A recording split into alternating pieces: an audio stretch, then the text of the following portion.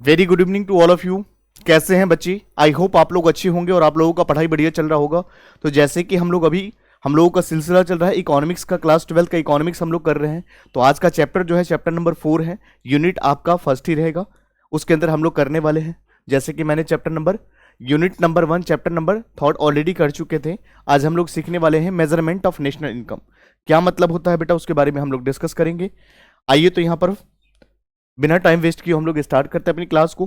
तो यहां पर वन शॉट के अंदर बेटा हम लोग कवर करने वाले हैं ये क्लास को, हम वन शॉट में वाइंड अप करेंगे। ठीक है, तो चलिए एक एक करके हम लोग समझते हैं मेजरमेंट ऑफ नेशनल इनकम को मेजरमेंट करने के लिए हमारे पास क्या अप्रोच है, क्या है, कैसे हमें करना है। तो वन शॉट में हम लोग करने वाले हैं बच्चे। आइए एक बार ओवरव्यू ले लेते हैं इस चैप्टर का कि क्या क्या हम लोग इसमें कवर करेंगे। तो सबसे पहले इंट्रोडक्शन के बारे में हम लोग डिस्कस करेंगे। इंट्रोडक्शन क्या है इस चैप्टर का। उसके बाद थ्री मेजरमेंट मेथड्स की हम लोग डिस्कस करेंगे। उसके बाद ट्रीटमेंट ऑफ डिफरेंट आइटम्स की हम बात करेंगे। उसके बाद करेंट वर्सेस कांस्टेंट प्राइस की हम लोग डिस्कस करेंगे। उसके बाद नॉर्मल वर्सेस रियल जीडीपी क्या होती है, और कुछ सोल्व एग्जाम्पल के थ्रू हम लोग समझने का प्रयास करेंगे बच्चे। चलिए, तो सबसे पहले हम लोग बात करते हैं इंट्रोडक्शन टू नेशनल इनकम। क्या मतलब होता है बेटा नेशनल इनकम, उसके बारे में समझते हैं। नेशनल इनकम से क्या समझते हो? तो यहां पर नेशनल इनकम की बात करते हैं। National income is the total monetary value. यहां पर नेशनल इनकम के अंदर सारे के सारे monetary value, total monetary value all the goods and services produce with in a country during the specific period, हम इसको क्या बोलते हैं बेटा? नेशनल इनकम बोलते हैं। तो ध्यान रखिएगा, नेशनल इनकम वो इनकम होता है जहां पर टोटल मॉनेटरी वैल्यू को लिया जाता है, जितने भी ऑल गुड्स एंड सर्विसेज की होती हैं उस ईयर के अंदर, स्पेसिफिक पीरियड के अंदर, हम उसको बोलते हैं नेशनल इनकम। आइए यहां पर बात करते हैं इसकी इंपॉर्टेंस क्या है, इसकी क्या महत्व है। तो ये हेल्प करता है अंडरस्टैंड कंट्रीज इकोनॉमिक हेल्थ। यानी कहने का मतलब ये है, एक इकोनॉमिक की जो हेल्थ की कंडीशंस होती है चेक करने के लिए हमें नेशनल इनकम की कैलकुलेशन करनी होती है। तो इससे नेशनल इनकम से हमें क्या समझ में आती है, कंट्री की इकोनॉमिक हेल्थ की कंडीशन कैसी है, और कंपेयर कर पाते हैं विद द अदर नेशंस। और नेशन के साथ हम कंपैरिजन तभी कर पाते हैं जब हमारी नेशनल इनकम सही होती है बेटा। तो सिंपल वर्ड में ये समझो कि नेशनल इनकम का मतलब होता है जितनी भी मॉनेटरी वैल्यू होती है, all goods, all monetaries values, goods and services, यहां पर जितने भी मॉनेटरीज वैल्यू होती है गुड्स एंड सर्विसेज का, एक विद इन अ कंट्री, एक कंट्री का एक स्पेसिफिक पीरियड में, हम उसको क्या बोलते हैं? नेशनल इनकम बोलते हैं। मैंने आपको बताया इसकी इंपॉर्टेंस क्या है। तो किसी भी कंट्री की हेल्थ की कंडीशन चेक करने के लिए या किसी अदर नेशन के साथ कंपैरिजन तभी कर पाओगे बेहतर तरीके से जब आपकी नेशनल इनकम सही होगी बेटा। आई होप आपको ये पॉइंट्स क्लियर हो गया होगा। चलिए हम लोग आगे बढ़ेंगे। उसके बाद हम लोग बात करेंगे कि methods of measuring national income. National income को मेजर करने के लिए हमारे पास क्या अप्रोच है बेटा, क्या तरीका है? तो methods of measuring national income, यहां पर क्या मेथड्स है हमारे पास नेशनल इनकम को मेजर करने का? था सबसे पहला है बेटा वैल्यू एडेड मेथड। क्या होता है वैल्यू एडेड मेथड, उसके बारे में समझेंगे। इनकम मेथड्स क्या होता है, उसके बाद एक्सपेंडिचर मेथड्स। इस तरह से हम लोग समझेंगे कि मेथड्स मेजरिंग इनकम्स क्या क्या होते हैं। तो सबसे पहला वैल्यू एडेड मेथड, कैसे हम वैल्यू को एडिशन कर सकते हैं। इनकम मेथड क्या होता है, एक्सपेंडिचर्स। आइए एक एक करके हम लोग चर्चा करते हैं। आइए बच्चे, तो सबसे पहले हम अगर बात करें वैल्यू एडेड मेथड, नाम क्या है इसका? Added.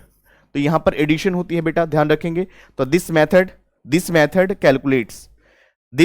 Calculate the national income by the summing the value added each production stage.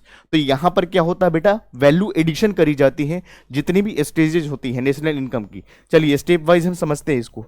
सबसे पहले स्टेप्स को हम समझते हैं। Gross output, value of output production की हम बात करते हैं। सेकंड में हम क्या करते हैं बेटा, सब्ट्रैक्ट करते हैं intermediate consumption equal to value of inputs use. उसके बाद हम बात करते हैं थर्ड नंबर में, ऐड हम टैक्स करते हैं एंड सब्ट्रैक्ट करते हैं सब्सिडीज। तो बेटा जी यहां पर टैक्स को ऐड करोगे और सब्सिडीज को माइनस करोगे तो आपका यहां पर आ जाएगा ग्रॉस आउटपुट। तो यहां पर अगर हम बात करें वैल्यू एडेड मेथड की, अगर हम बात करें तो यहां पर क्या करना होता है, सिंपल वर्ड में समझो। Gross output equal to value of total production, यहां पर सब्ट्रैक्ट करना होता है इंटरमीडिएट कंजम्पशन, बराबर होना चाहिए वैल्यू ऑफ इनपुट्स यूज और यहाँ पर हम टैक्स को ऐड करते हैं और सब्ट्रैक्ट करते हैं बेटा सब्सिडीज को, तो ये हमारा आ जाता है value added methods. I hope आपको ये पॉइंट्स क्लियर हो गया होगा। चलिए हम लोग आगे बढ़ेंगे। आइए उसके बाद हम बात करते हैं वैल्यू एडेड मेथड के अंदर हम बात करते हैं यहाँ पर देखिए यही चीज है सेम, हम एग्जांपल के माध्यम से आपको समझाने का प्रयास करेंगे बेटा। यहाँ पर क्या gross output value of total production subtract करते हो intermediate consumption equal to value of inputs use आ जाते हैं, उसके बाद टैक्स को ऐड करोगे और सब्सिडीज को माइनस कर दोगे। यहाँ पर एग्जांपल में समझो a farmer grows wheat worth 5000 a mills grinds it into the flour worth by rupees 6000 a bakery turns into the bread worth 700 7500 and national income equal to rupees 7500। तो यहाँ पर आपका इनकम क्या आ जाएगा 7500। तो यहाँ पर ये आपका क्या है एग्जाम्पल्स है बेटा। आइए उसके बाद हम देखते हैं यहाँ पर practical problems related to value added methods. यहां पर समझना एक बार, देखो यहां पर प्रॉब्लम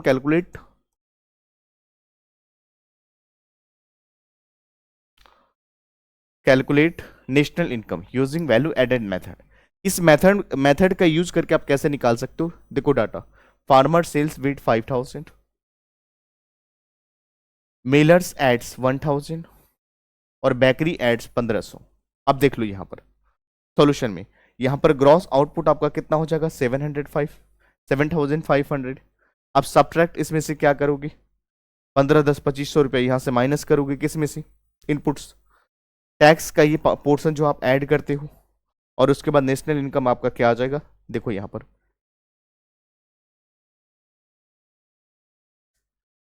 तो यहां पर ग्रॉस आउटपुट आपका 7500 हो गया, सब्ट्रैक्ट करोगे ये माइनस करोगे उसके बाद ऐड कर दोगे 500, तो टोटल आपका जो आ जाएगा 5500 आपका आ जाएगा जो आपका नेशनल इनकम है। आप समझ लो यहाँ पर ग्रॉस जो अभी मैंने फॉर्मूला आपको बताया था कि यहाँ पर सब्ट्रैक्ट करते हो इनपुट्स को और ऐड करते हो टैक्स को और सब्सिडीज को जोड़ते हो, उसके बाद टोटल नेशनल इनकम आ जाएगा। तो समझ लो यहाँ पर क्लियर है पॉइंट्स। तो हमने अभी क्या देखा था, ग्रॉस आउटपुट क्या था 7500 था, सब्ट्रैक्ट यहाँ से माइनस करोगे, क्या माइनस करोगे मिलर एड्स और बेकरी, यहां पर देख लो 2500 ये माइनस हो जाएगा, उसके बाद टैक्स को आप ऐड करते हो 500 का और उसके बाद आपका टोटल आ जाएगा 5500। ये क्या है बेटा, ये वैल्यू एडेड मेथड के थ्रू मैंने आपको कराने का प्रयास करा। आई होप आपको ये पॉइंट समझ में आ गया होगा, आप आराम से इजीली इसको कर सकते हो। चलो आगे बढ़ते हैं। चलिए नेक्स्ट हम बात करें इनकम मेथड्स क्या होता है बेटा। इनकम मेथड्स को हम समझते हैं, तो सबसे पहले यहां पर हम बात करेंगे national income is a calculated by. हम यहाँ पर नेशनल इनकम को कैलकुलेटेड करते हैं बाई एडिंग ऑल, जितने भी फैक्टर्स इनकम के होते हैं सभी को हम ऐड करते हैं। जितने भी हमारे पास फैक्टर्स होते हैं हम उन सभी को ऐड करते हैं इनकम्स का, जैसे कि यहाँ पर wages rent interest and profits. तो यहाँ पर इस बात को समझिएगा national income is the calculated by adding all factors incomes, जैसे कि wages rent interest and profits, इन सभी को हम क्या करते हैं बेटा ऐड कर देते हैं। इनकम मेथड की बात को समझिए, तो national income is calculated by adding all the incomes, जितने भी इनकम जो हमें रिसीव होती है, इनकम कहां से, wages rent interest and profits, हम इसको क्या बोलते हैं बेटा इनकम मेथड्स बोलते हैं। आपको ये बात समझ में आ गई। तो national income is the calculated by adding all factors income, जितने भी आपको फैक्टर्स इनकम से जो चीजें रिसीव हो रही उन सभी को अगर आप यहां पर क्या कर दोगे ऐड कर दोगे तो आपका इनकम मेथड्स आ जाएगा। क्लियर है पॉइंट्स, ध्यान रखेंगे इसको। चलिए इनकम मेथड्स की हम बात करते हैं, इसमें क्या क्या चीजें कंपोनेंट्स कवर करी जाती हैं। तो सबसे पहले बात करें बेटा, यहाँ पर वेजेज होती है, यहाँ पर रेंट होता है, यहाँ पर इंटरेस्ट होता है, यहाँ पर प्रॉफिट्स होता है। बिल्कुल सही बात है। वेजेज किसको मिलता है, लेबर को मिलता है। रेंट किसको मिलता है, यहाँ पर लैंड को मिलता है। यहाँ पर इंटरेस्ट किसको मिलता है, कैपिटल को मिलता है। एंटरप्रेन्योर्स को क्या मिलता है, प्रॉफिट्स मिलता है बेटा। आई होप आपको ये पॉइंट्स क्लियर हो गए। ये सारे के सारे कंपोनेंट कहाँ पर कवर करी जाती हैं, तो यहाँ पर इनकम मेथड्स में। समझ आई बात। उसके बाद अगर बात करें एग्जांपल को, देखो यहाँ पर a factory generate 50,000 in a wages and 10,000 in a rent and ₹5,000 in a interest and 35,000 in a profit. Total national income बता दीजिए बेटा। अब बोलिए ये सभी को सम कर देंगे तो आपका आ जाएगा। देखो 50,000 का आपका क्या है, factory generate 50,000 in a wages, 10,000 का आपका रेंट हो गया, 5,000 का आपका इंटरेस्ट हो गया, 35,000 का ये प्रॉफिट्स हो गया। टोटल नेशनल इनकम कितना हो जाएगा, 1 लाख हो जाएगा बेटा। देखो 50,000 plus 10, 60,000 plus 5, 65,000 plus 35,000, 65 plus 35, 1 lakh. आप ये देख लीजिए 1 लाख आपका ये हो गया। हम इसको क्या बोलते हैं बेटा, इनकम मेथड्स। ये पॉइंट्स आपको समझ में आ गया, तो ध्यान रखेंगे इनकम मेथड्स में आपको वेजेस का ध्यान रखना होता है, रेंट का, इंटरेस्ट का एंड प्रॉफिट्स का। क्लियर है पॉइंट्स बेटा? चलिए आगे बढ़ते हैं। आइए चलिए कुछ हम प्रैक्टिकल प्रॉब्लम्स के साथ हम डील करते हैं, इसको इनकम मेथड्स को हम सॉल्व करते हैं बेटा। आइए सबसे पहले हम चर्चा करते हैं problems calculate the national income by using income methods. हम इनकम मेथड्स के थ्रू हम कैसे करें, डाटा प्रोवाइडेड। यहाँ पर बेटा वेजेज आपका है 60,000 रुपया, यहाँ पर रेंट है आपका 15,000, यहाँ पर इंटरेस्ट है 10,000, यहाँ पर प्रॉफिट्स आपका है 25,000 रुपये का। आइए यहाँ पर देख लीजिए बेटा, इन सभी को जोड़ेंगे, 60,000 प्लस 15,000, 75,000, 75 10 85,000, 85,000 प्लस 25,000, 85 5 90, 9 2 11, 1,10,000। समझ गए बात को? तो यहाँ पर टोटल इनकम इस तरह से बेटा निकालना है, बहुत इजी है, आराम से आप कर लोगे, दिक्कत नहीं आएगा। चलिए आगे बढ़ते हैं बेटा। अब हम बात करते हैं एक्सपेंडिचर मेथड्स क्या होता है। आइए एक बार बढ़िया से समझते हैं इन चीज़ों को। एक्सपेंडिचर्स, तो यहाँ पर total national income is calculated summing all up expenditure made by the house hold, businesses and government, यानी वो खर्चा नेशनल इनकम इज कैलकुलेटेड। यहां पर नेशनल इनकम कैलकुलेट करा जाता है बेटा, कहां पर, सम करके, कितने, ऑल, जितने भी एक्सपेंडिचर होता है, चाहे वो हाउस होल्ड ने करा हो, चाहे बिजनेस ने किया हो, चाहे गवर्नमेंट ने करा है, खर्चा तो खर्चा होता है ना बेटा, चाहे किसी ने भी करा हो। तो national income is calculated by summing up all expenditures made by the house holds, businesses and x government. तो इस तरह से हम इसको क्या बोलते हैं बेटा, एक्सपेंडिचर्स मेथड बोलते हैं। आई होप आपको समझ में आ गया होगा। तो यहाँ पर नेशनल इनकम को कैलकुलेशन करा जाता है सम करके, किसको, ऑल, जितनी भी एक्सपेंडिचर होता है, चाहे हाउस होल्ड ने करा हो, चाहे बिजनेस ने करा हो, चाहे फॉर्म्स ने करा हो, चाहे गवर्नमेंट ने करा हो, सारे खर्चा मतलब खर्चा है बेटा। क्लियर है पॉइंट्स? बताइए यस और नो। चलिए हम लोग आगे बढ़ेंगे। एक्सपेंडिचर मेथड की अगर हम बात करें बेटा, यहाँ पर समझिए किस तरह से हमें करना, फॉर्मूला क्या है यहाँ पर। तो यहाँ पर क्या है बेटा, सी प्लस आई प्लस जी प्लस एक्स माइनस एम। आइए इसको समझते एग्जाम्पल के through, by the help of example. A family spends 50,000, एक फैमिली जो है खर्च करती है 50,000 ऑन कंजम्पशन। बिल्कुल सही बात है, कंजम्पशन पे कितना खर्च कर रहे हैं, a family spends rupee 50,000 on consumption and 20,000 on investment. Government spends 30,000, exports are 10,000 and imports are 5,000. Total national income is 1,05,000। बेटा जी आराम से निकाल सकते हो। यहां पर समझो, यहां पर कंजम्पशन कितना है, कंजम्पशन को सी से डिनोट करते हो, बिल्कुल सही बात है, इन्वेस्टमेंट को आई से करते हो। आप ये फॉर्मूला लगा करके कर लो, आपका 1,05,000 आपका फाइनल आंसर आ जाएगा। एक्सपोर्ट कितना है 10,000, इंपोर्ट कितना है 5,000।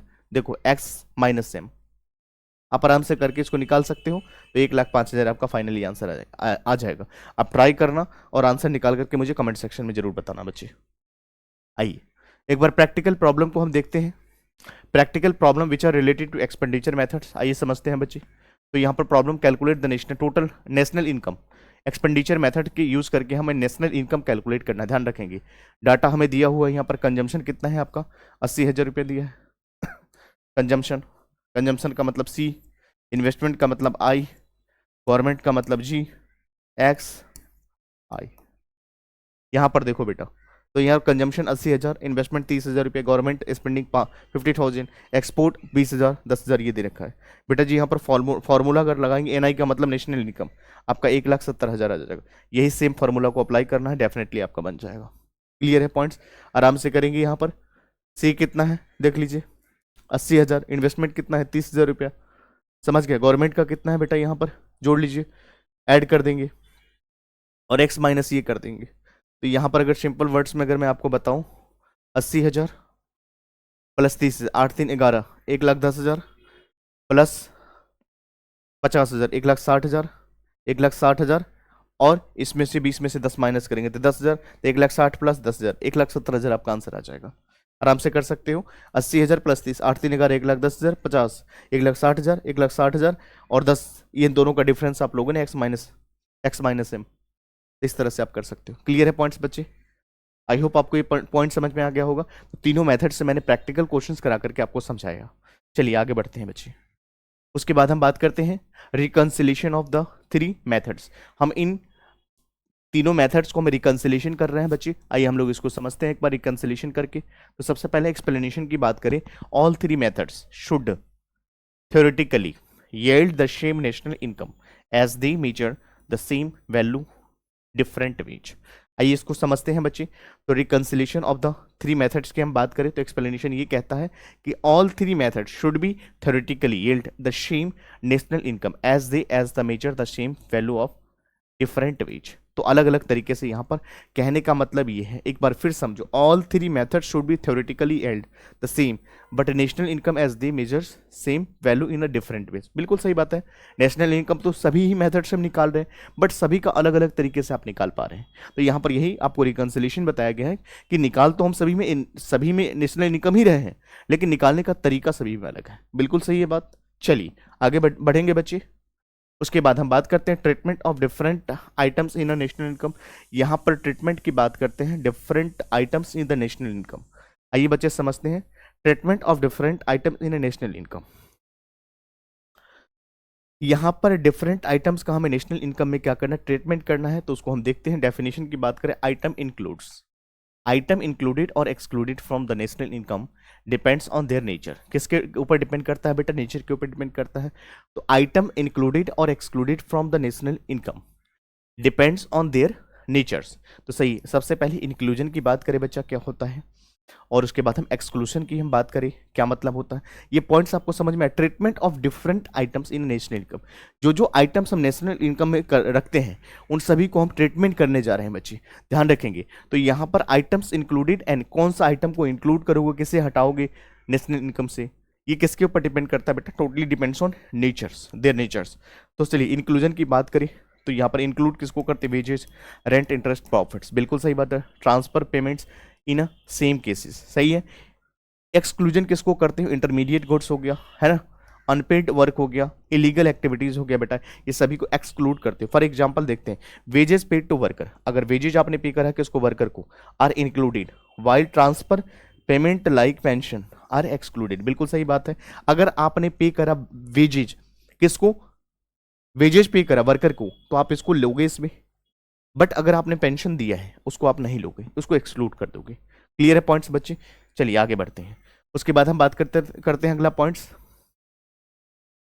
देखिए treatment of different items in domestic income. आइए बेटा, हम अब डोमेस्टिक इनकम पे चर्चा कर रहे हैं। यहां पर ट्रीटमेंट कैसे करना है हमें डोमेस्टिक इनकम का। आइए बच्चे समझते हैं। Domestic income includes, domestic income के अंदर क्या क्या इंक्लूड करी जाती है, all incomes generated with in the countries boundaries irrespective of the ownership of the resources. यहां पर ऐसे हम कह सकते हैं कि डोमेस्टिक इनकम वो इनकम होता है जहां पर इंक्लूड किया जाता है all income generated with in the countries, जो आपके कंट्रीज के बाउंड्री के अंदर होता है, with in irrespective of ownership of resources, हम उसको बोलते हैं बेटा डोमेस्टिक इनकम। आइए एक देखते हैं, अ फॉरेन कंपनी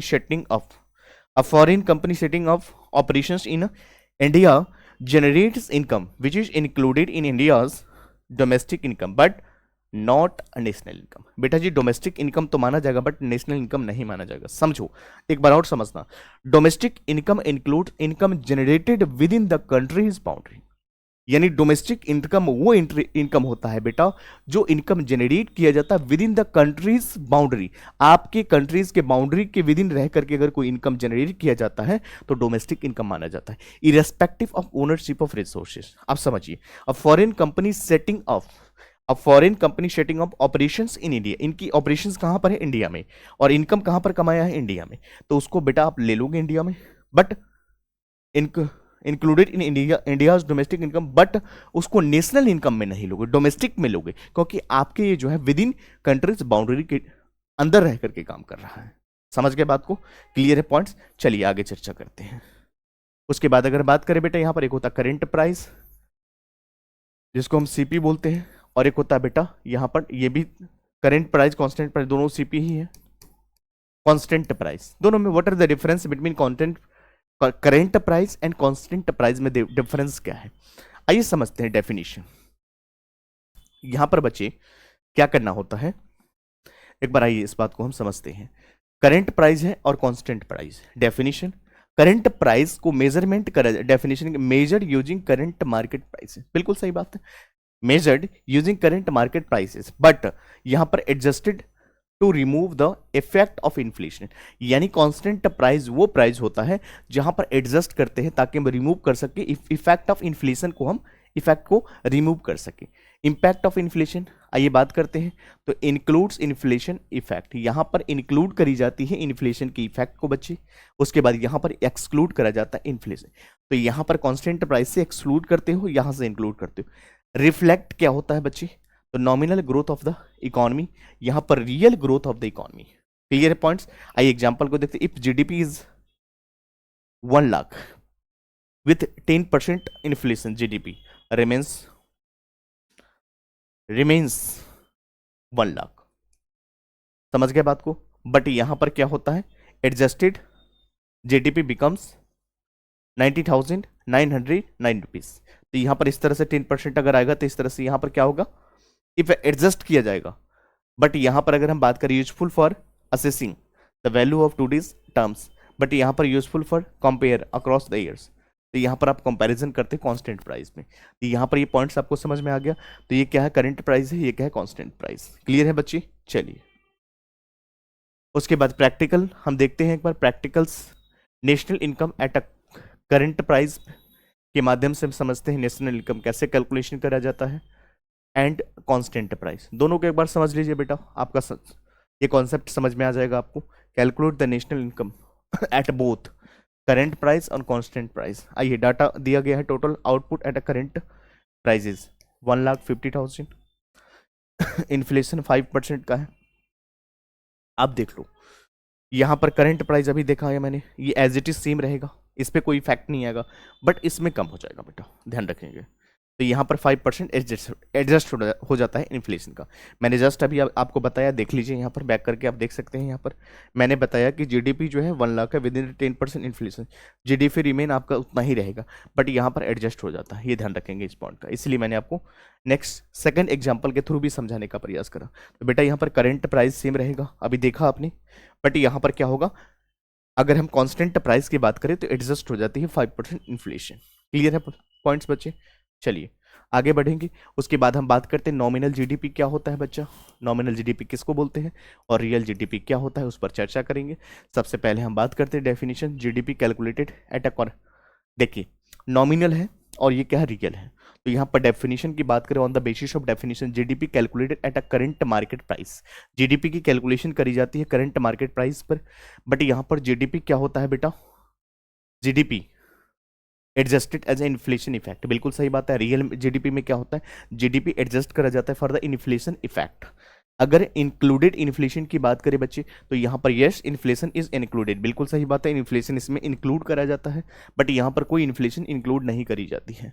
रिफ्लेक्ट्स की बात करें the economy monetaries value, the economies, यहाँ पर रिफ्लेक्ट क्या होता है? The economies monetary value. यहाँ पर क्या होता है? Economies actual output and real growth की हम बात करते हैं बेटा।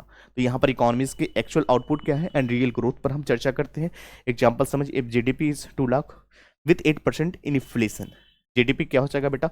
अभी भी सेम रहेगा, अभी भी जस्ट हमने आपको दिखाया, बट यहाँ पर एडजस्ट हो जाती है। क्लियर है पॉइंट्स? आइए यूज हम बात करते हैं। The indicates overall economic value at values at present price.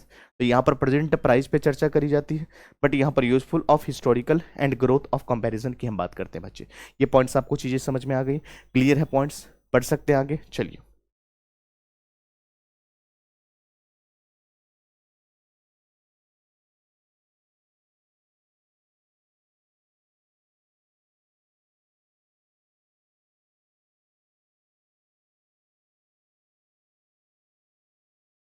आइए बच्चे यहाँ पर प्रैक्टिकल की हम बात करते हैं। प्रैक्टिकल प्रॉब्लम हम सॉल्व करते हैं नॉमिनल जीडीपी की मदद से और रियल जीडीपी की मदद से।